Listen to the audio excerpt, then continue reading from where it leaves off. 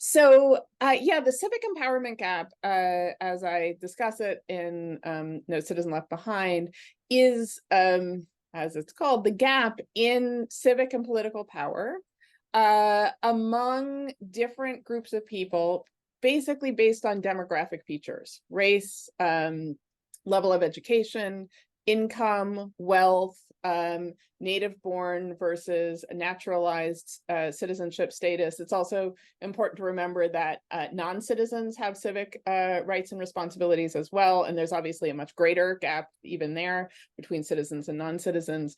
And this gap exists basically in every way that we can measure it, right? So there are differences in civic knowledge. There are differences in civic skills.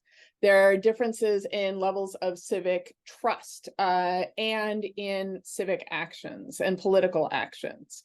And these taken together, along with other features like systemic and structural racism, xenophobia, et cetera, which layer on top of these differences in knowledge and skills and behaviors and so forth, end up exacerbating really wildly the amount of civic and political power that people have, really tied to demographic features, which really is not democratic, right? Like there is no theory of democracy, let's say post ancient Rome.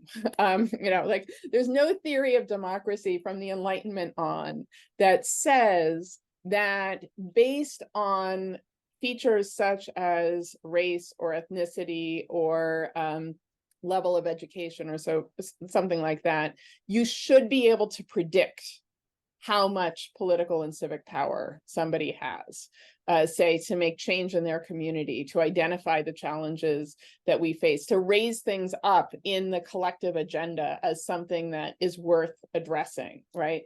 But in the United States, more so than in almost any other country in the world, we can make very solid predictions based on people's demographic features, how much civic and political power they are likely to have. We see this obviously at the federal level when you look at, say, Congress, and the fact that that Congress is majority millionaires. Right, the United States is not majority millionaires, right? So the U.S. Congress is not representative in any way with respect to income or wealth, or obviously with respect to level of education. We do have a few members of Congress who are not college graduates, but the vast majority of members of Congress are both college graduates and have advanced degrees, which again is not representative of or larger community. We're obviously racially highly misrepresentative, et cetera. But also we see this at the local level, right? We see this at the neighborhood level. We see it everywhere. And what's important in calling this a civic empowerment gap, this is not a civic achievement gap, right? Because this is not trying to say, let's say, wealthy, native-born, white US citizens are some model or norm of civic and political engagement to which others should be aspiring. That would be crazy and wrong, right? Like we just need to look at patterns of engagement and civic and what people are doing with their civic power who are white, wealthy, highly, high incomes, highly educated, to think, no, that's not the norm that we want to set, but that they are people with greater power as a group and as individuals within those demographic groups than other people in this country. And this has two implications, then I'll stop.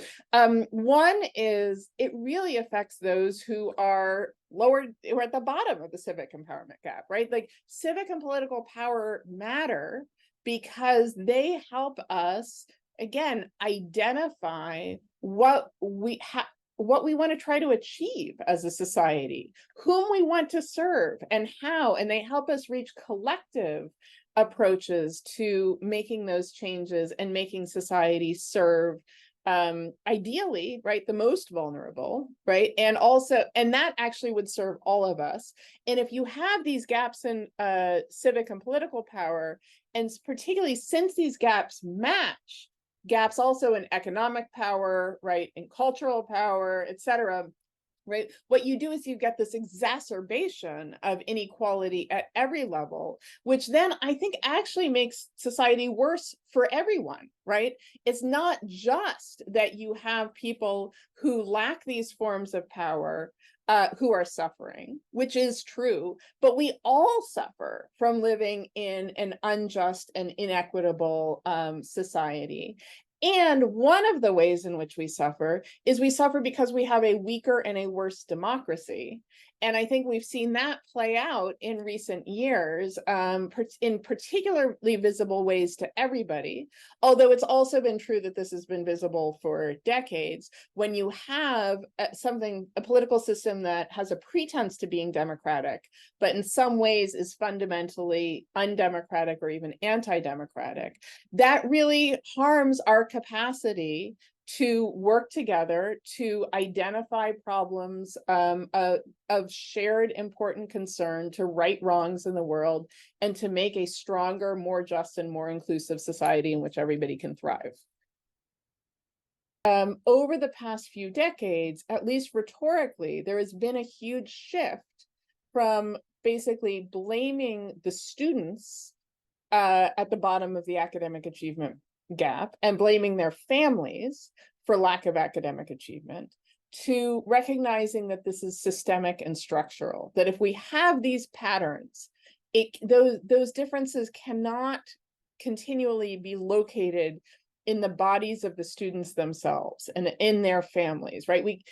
And when I first started teaching, actually middle school in the 1990s, I heard this often. I heard, well, the kids' heads are in basketball, they're in the girls, like their families don't value reading, like all of this stuff, all of these arguments for why the kids and the families were to blame for the academic achievement gap. And over time, again, at least rhetorically, we have stopped making those kinds of excuses, and we've said, this is clearly structural, right? We are clearly, through our structures, through our systems, through our institutions, through our practices, we are creating and perpetuating patterns of inequality and patterns of difference. So we need to reform our systems, our institutions, our processes, our structures, in order to actually eliminate these academic achievement gaps that cannot any longer, we cannot place the blame in the bodies of the students themselves. I think similarly, we have the same kind of obligation to recognize that patterning in civic and political power and take responsibility as a society, again, for saying that these inequalities, these inequities cannot just be blamed on the failures of the individuals who lack civic and political power.